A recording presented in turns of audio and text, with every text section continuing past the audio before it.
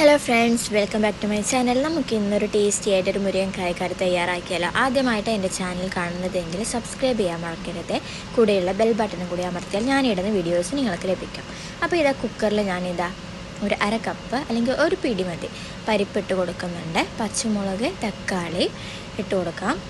ഇനി ഇതിലേക്ക് ഞാൻ 1/2 ടീസ്പൂൺ മുളക് പൊടിയും 1/4 ടീസ്പൂൺ മഞ്ഞൾപ്പൊടിയും ആവശ്യത്തിന് ഉപ്പും ഇട്ട് കൊടുക്കുന്നുണ്ട്.